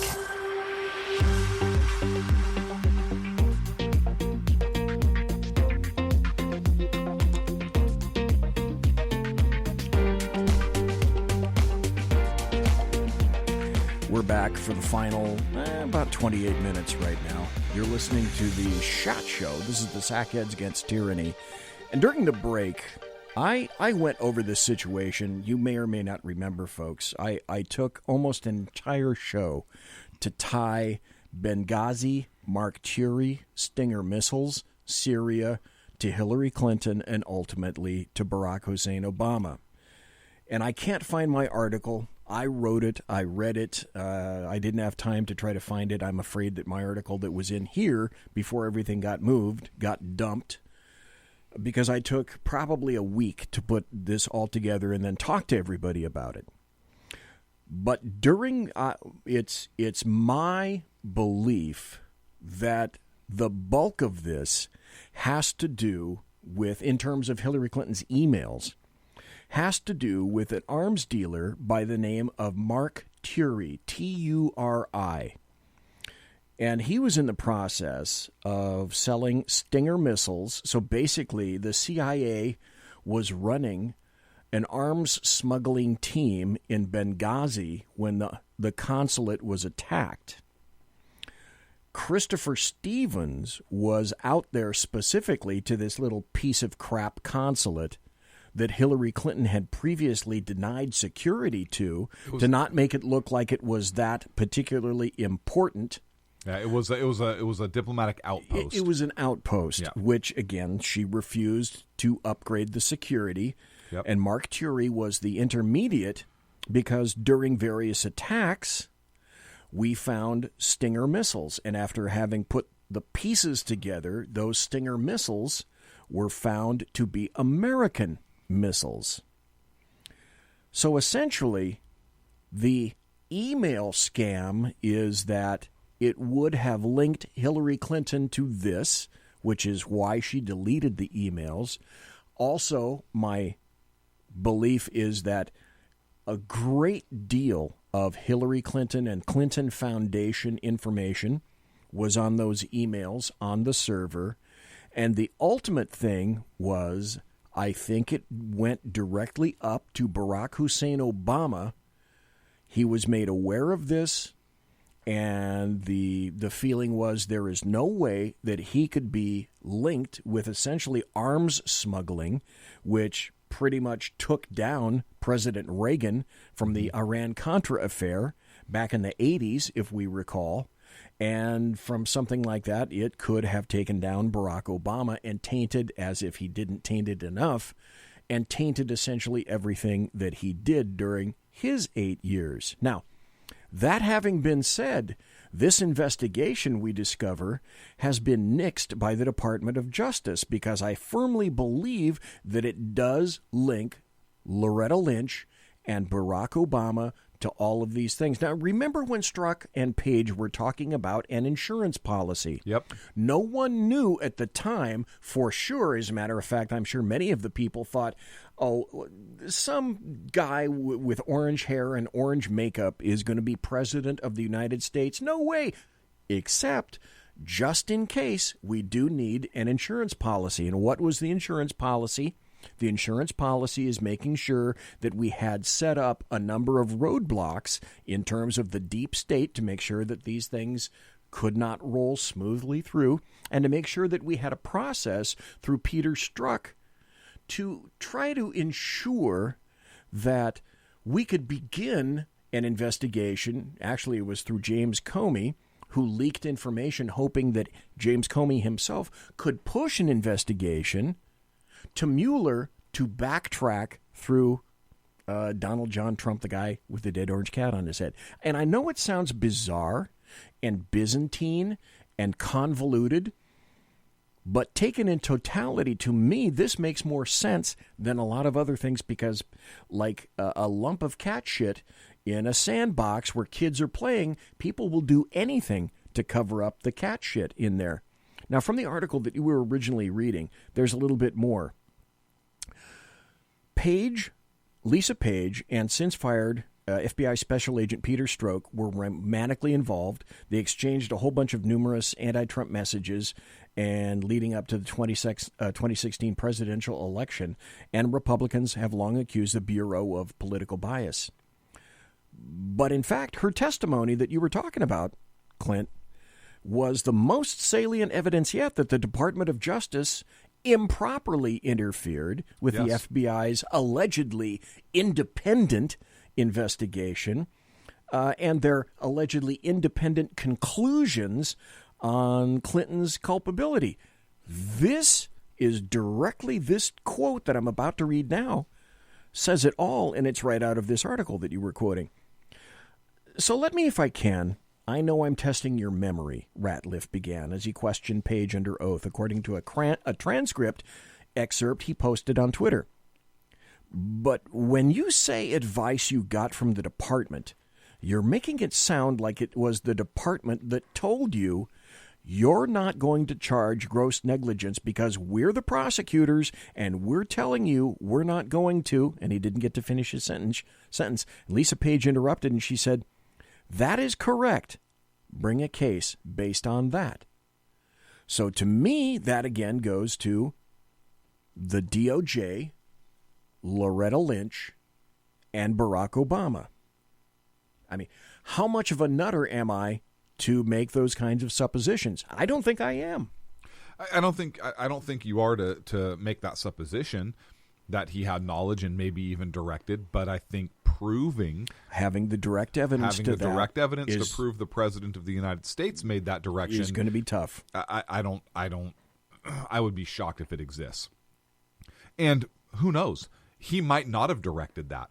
He might have said, "Keep me in the loop." Oh, you're not charging this? Okay, perfect. But see, in between Benghazi and all the bullshit that happened along the way, to include the Trump Tower, Trump being on surveillance, Paul Manafort, Michael Flynn, numerous bodies have hit the floor, literally, under the guise of process. So when people want to, and they're going to, crow when the Mueller report comes out, but already Devin Nunes and Adam Schiff, the little war that they're having back and forth between each other. Devin Schiff and the Democrats are now shifting the goalpost in terms of, well, the Mueller report may not find a lot of Russian collusion, but it's time for impeachment. So they're already shifting the goalposts full well knowing. Nancy Pelosi already came out and said that she's not for impeachment. Well, Nancy that doesn't Pelosi matter. came out and said that. That doesn't matter anymore. If she doesn't allow the articles of impeachment to come on the floor for a vote. But who runs the party and who pushes the politics? Well, she's the Speaker of the House. Yes, she is. So if they want to depose her as Speaker of the House, then however that works. But yeah, look here. If the Democrats take the Senate in 2020, who's running the Democrats right now? 2 Muslims and a bartender. Yes, that's like a joke. 2 Muslims and a bartender go into a bar, go into Congress. Look, it's the Democratic Party is having an identity crisis. They are shifting hard left. Look, the Democrat super PAC just let Ohio go. Did you read that? Yes, I did, because they thought they couldn't do anything in Ohio. That's huge. That's a big statement. That is huge. That's a large admission. Yes, it is. You got the economy that's growing. Here's the bottom line. You got the economy growing at 3%. Nobody thought that was ever possible. Never going to happen. You have the blah, blah, blah, right? Oh, we have black unemployment, the lowest ever. Minority unemployment, the lowest ever. Yeah, and the greatest growth in 10 years. Blah, blah, blah, right? Exactly, yeah. So nobody can take Trump on the economy. And if they take him straight up in election, I think that they know they're going to lose. They have to re-energize their base. But I think in the interim, this socialist strategy is really going to kill them. And I don't mean that literally. I mean that figuratively. I think politically, you're talking about. Politically, I'm talking about. I think that if the Democratic Party was smart, which they're conniving, but I don't know how smart they are, they would have the Democratic Socialist Party, and they would have a new Democratic Party or a blue dog Democrat Party, which would encompass probably most of America. You would have the Republicans, who are like diet Republicans or little r Republicans, little L libertarians. It would grab a whole range of people, particularly in the Midwest, and I think that could be very formidable, because you split off the Democrat socialists and you give them their own wing. Look, you kick Bernie Sanders out. How many Democrats stood up when Donald Trump proclaimed that we will never be a socialist country? Here's an interesting. No, how many of them? Oh, well. Yeah, and that's why I don't. Goose egg. Yeah, well, no, a lot of them stood up. Do you remember that when he made his speech? Nancy Pelosi stood up and clapped when Donald Trump said, "We will never be a socialist party." Most of the Democrats stood up and clapped. Bernie Sanders sat there like somebody just kicked him in the dick. Well, and AOC, same thing. But a majority of the Democrats stood up and cheered, and so that should tell you something. So yes, these are. It's kind of like who gets the squeaky wheel gets the grease, right? Or the squeaky bird gets the worm. I don't know whatever the hell that saying is. Like the squeaky bird. Yeah, the squeaky bird gets the oil, whatever. But who gets the most attention? It's the minority group who is the loudest. They get the attention, they get the play, and that's what's happening in Congress right now. And in this country, we've been on a trend to bending over backwards to appease this minority group. It's a niche boutique group who's loud and angry. We bend over backwards to appease them at the expense and at the exclusion of everybody else. So AOC and Omar and whoever that other Rashida Tlaib broad is. Yeah. They are the squeaky wheel. They're getting all of the press. They rile up their extreme base, and who's their extreme base? This is Antifa. They are actual socialists. They are actual socialists, actual communists.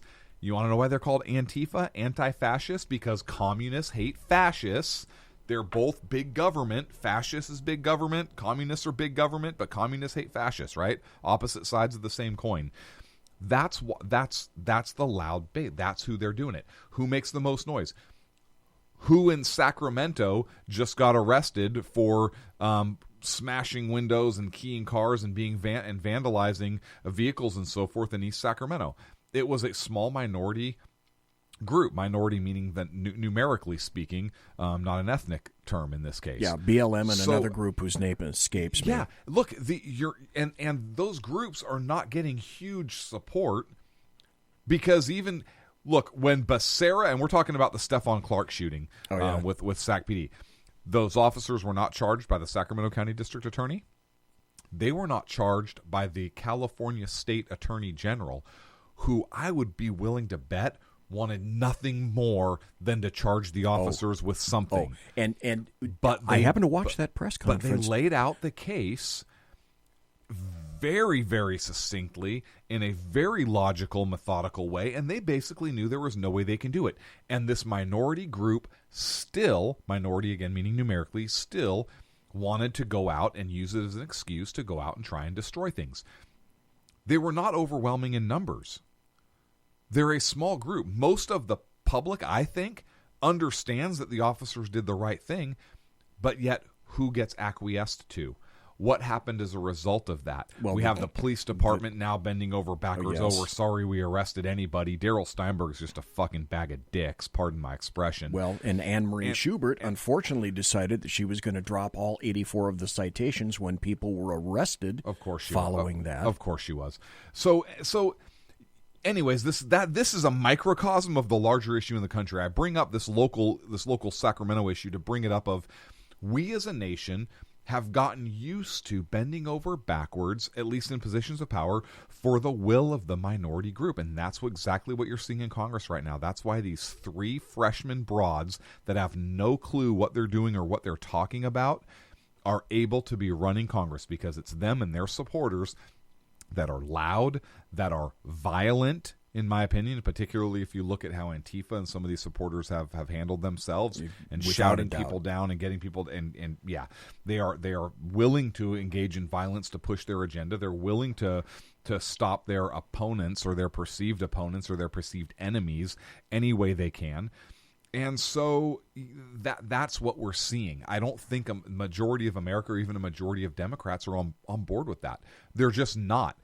So Okay. the Democrats need to find a way to cut them loose, let them go out on their own, be crazy, and re-message what they're doing. Okay, that leads to another question. Now, folks that are listening, with that having been said, and after I make this, I want to throw this back to you. There are 2 elements now, because Bernie Sanders has thrown his hat in the ring, and any time that you're listening to CNN or any of the other American media maggots that I call them, they're telling us about how much money Bernie Sanders is making in terms of donations. They're not talking about his efficacy, because recent polls have indicated that he's not that popular. Mm-hmm. Then Joe Biden threw his hat in the ring. Now, for the people, Joe Biden announced? Yes, he did. I missed that. When was that? He is going to be officially in there. How did I miss that? I don't know. When did that come out? I don't know, like yesterday. Oh, I missed that. So the question you have to ask is, how are Bernie and a Joe Biden going to survive in an environment that's influenced so much by AOC, Kamala Harris, Elizabeth Warren, the 2 Muzzy chicks, and people that are doing nothing but open mouth and yell? Yeah. Biden is going, and what's funny about that is they can't be controlled. Yes, they cannot, because Pelosi has essentially lost power. I think can they not have a gosh, what am I thinking of here? Can those elements not say something like, we have a sincere and distinct interest in a vote of no confidence with regard to Speaker Pelosi, and we just recently elected her. She became Speaker by the skin of her teeth, and we're not interested in this direction. So I think perhaps the overarching question, Sackhead Clint, is who's going to win come next year? What element are they, the Democrats, going to take in against Trump? It depends. Will it be the far left? Look, it depends, and this is kind of the crux of my statement when I said they really need to cut them off and move them away. And that was my point of making that mention. If they cut them off and move them away, I think Joe Biden can beat Donald Trump. I believe Joe Biden can beat Donald Trump. Perhaps I not think that nearly as confident. No, I'm not. I didn't say he will. I said I think he can. Right.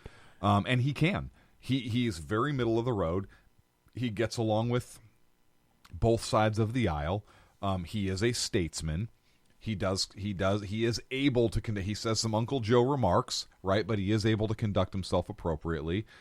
And I don't think he would govern from the far left. I'm not saying I'd vote for the guy, but I'm saying I don't think he'd govern from the far left. But he would, of course, be left of of Donald Trump. But I think he'd be to the right of Obama. That's not necessarily saying much. I think that he could be more of a Bill Clinton. And Bill Clinton, as a president, did some good things. Because he recognized that he needed to be a politician. Yes, and I think Joe Biden has that quality. And that's what scares me about Joe Biden running against Donald Trump. I think if Joe Biden wins the nomination, I think Trump is going to have a hard fight on his hands. Trump can win. He's going to have to remessage on the economy and really hit the economy, particularly in the swing states. But here's Trump's problem. Trump doesn't know when to Trump does not know when to shut up, and Joe Biden does. And in an election like this, if Biden's the nominee, the ability to shut up and listen may be the difference. Here was my last night I went into, here is my policy. If I am the campaign director of Trump, here's what I would do. And I said, this is what I wanted to do last night. You're going to have to make it, this did not work in 2018, so you can't do it in 2020. Trump wanted to make it about him in 2018. In 2020, this is what he needs to do. And he picked up ground in the Senate. He did, but he lost the House. But it's winnable if in 2020 he doesn't make it necessarily so much about him. He makes it all about the leftists, the hard left elements of the party. And then I said last night, with my massive, not so massive editing capabilities in Audacity, I would love to put a 30-second to 60-second commercial of all the stupid shit and far left crazy ass crap that has been said by leftists and Democrats just in the past year and a half. That's your election commercial right there. It is, but here's the problem with Donald Trump. And I like Donald Trump. Yes. Joe Biden could do the same thing with Donald Trump clips. The problem is Joe Biden is doing it with Donald Trump clips and tweets. Donald Trump would have to do it with AOC tweets, with third parties that Biden could separate himself and distance himself from. Also, in that, you're going to have to make another series of. In other words, you're going to have to make two sets of commercials. One is, here's all the crazy ass shit that was said, plus here are all the good things that have occurred under Donald John Trump. You can't let him get in there. You can't let him make it about him, but you do those things simultaneously. Here's what I believe for 2020. The leftists are going, and I am happy about this. You didn't let me finish. The leftists are going to win. You didn't want to prognosticate. I'll prognosticate. Oh, no. I didn't want to prognosticate on Biden because I said there's two scenarios. If Biden is the nominee, I think he'll win. If Biden's not the nominee, if the hard left is the nominee, I think they are going to lose. They are going to fail hard, and I think the Democratic Party is going to be underwater for the next 8 to 12 years. And that's my prognostication. But if Biden wins, I think the Democratic Party will save, and I think they'll be able to like a to win. Sociopath. Sorry, though, now I'm done. Do you think that the left have the capability to center themselves at this point? I don't see it. I don't think they have the ability or the wherewithal or the desire it's going to moderate themselves. They don't publicly.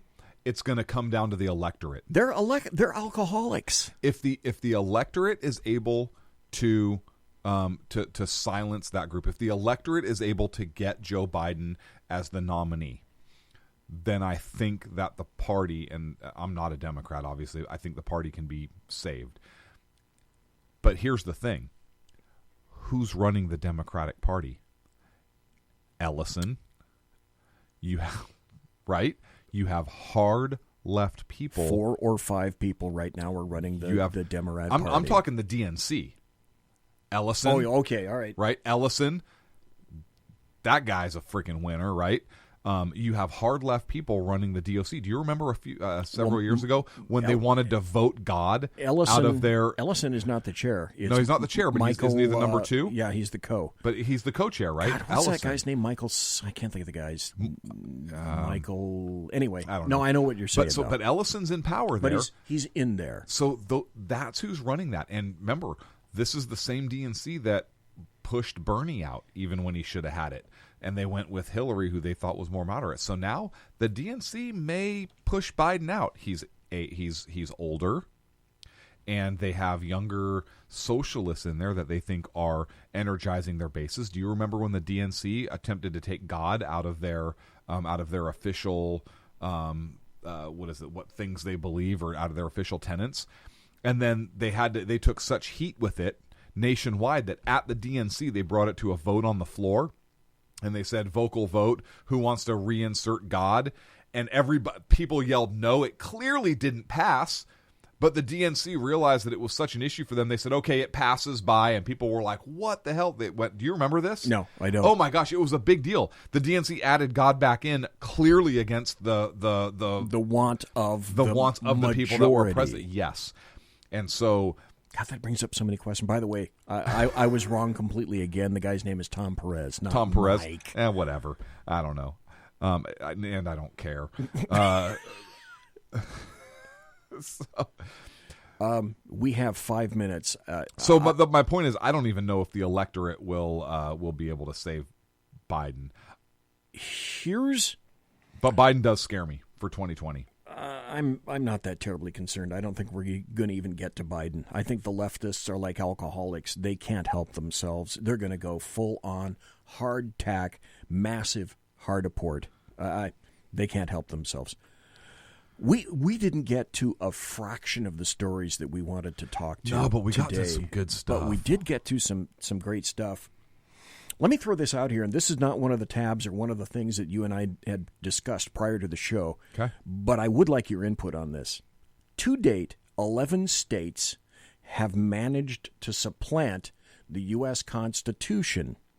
How far will this go? BZ, what are you saying? I'm saying this. 11 states have already drawn resolutions to indicate that in terms of the Electoral College, whoever wins the popular vote is to whom they're going to throw all their votes for the electors in the Electoral College. So they've essentially decided under the 10th Amendment that we're not going to adhere to the Electoral College.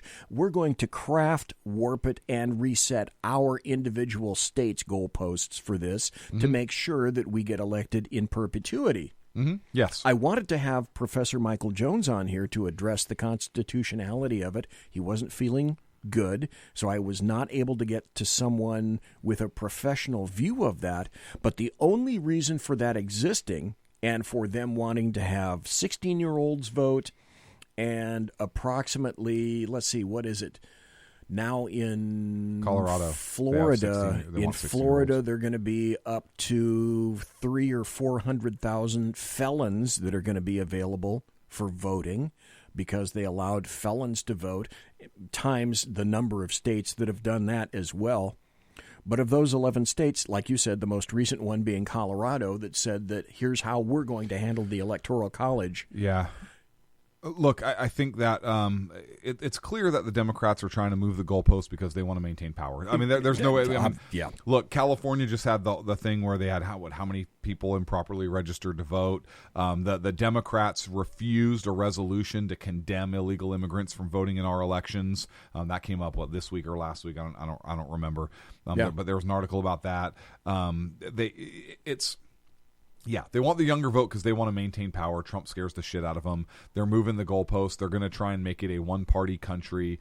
Period. Forever. Forever. Kind of like it was happened to California. They saw it worked here in California. They want it to happen to the rest of the nation. It is working in California. So depending what they do, I think those states need to be challenged in federal court. Should be overturned at the Supreme Court level. We'll see if it works or not. I know we have a couple minutes left, but but did you see the study that came out in February that NASA did that says, and I hope AOC saw this, but I don't think she did. Do you know that the Earth is greener today than it was 20 years ago, thanks to human activity? Did you see this report? Whoa. Did you see this report? Whoa. I'm going to have to go look with that. You should look up. And the report came from probably a source that they will find that is not credible, but it came from NASA. And what NASA said, this report was published on February 11th, but they found that the greening of the Earth over the last 20 years has increased overall by 5% due to human activity. That human activity is the replanting of forests as we clear and so forth. So as a direct result of humans, not environmentalists, but as a direct result of humans and doing the replanting that they do, we're greener now. Did you find it?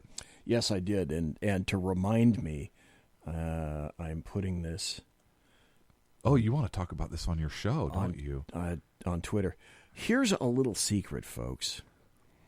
How do you think the environmentalists did that? Notice they were silent. Yeah, I know. And the funny thing is, they said that was because of India and China. Yes.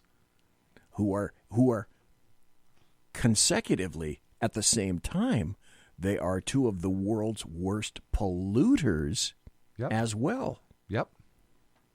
The two countries, they account for 1/3 of the greening. See, I'm going to reveal something. My Twitter feed basically serves these days as nothing more than a reminder of what stories I want to do on my show. So you found it? Yeah, I did. And thank you for that. Greatly appreciate that. Yeah, right at the buzzer, too. Yeah. Well, okay, first question. How does it look like for next week for you? I'm good. Okay. I'm good. I'm good coming up in May. I will be going to Washington D.C. Oh, that's right. Yeah. And then I will be in Alabama the week after that. But if I can swing it, I would like to call in and do a chat show from D.C. I wonder if I could do it from the National Mall. Ooh. How cool would that be? You know what? If we can somehow swing the technology, how cool would it be for you to video in? I'll FaceTime on my phone. From the National Mall. Yes. And somehow we can kind of figure out how to attach all of this stuff together. Now that would be pretty cool. That would be cool. That would definitely be pretty cool. Well, I'll have to do a special report from D.C. Oh, right. The first D.C. correspondent. Here's what here. Well, I've got it right here. Here's your intro. This is an SHR Media Network special report. Yes. And then there you would go. Then we'd introduce Heads CLINT. Yeah, I'd probably be drunk, but that's okay. But wouldn't that be entertaining as hell? Yes. Of course, it would be entertaining as hell. Obviously. So any of our right coast listeners that might be out in D.C. Yeah, you could visit a ton of people because grab a drink. Most of the people listen from the East Coast. Let's grab a drink. This was a great show. We didn't get to a fraction of our topics. Well, we got to a fraction. It was a small fraction. It was a small fraction. But it was a fraction. So, folks, thanks for listening tonight. We'll be back next week. This is Heads BZ and Heads CLINT. We are the Heads Against Tyranny. This is a true chat show with a chat room. And thanks to everybody that was in the chat room tonight. Mike, Iggy Mom, Alaskan, Kaiser. Of course, Alaskan says DC is full of chat. Well, they took my keyboard away, so I was unable to interact on chat roll. And Kaiser says, hey, chatting in DC. Oh, yes. That could be unique. That's a popular thing from what I hear. It is. Folks, bye-bye. Good night.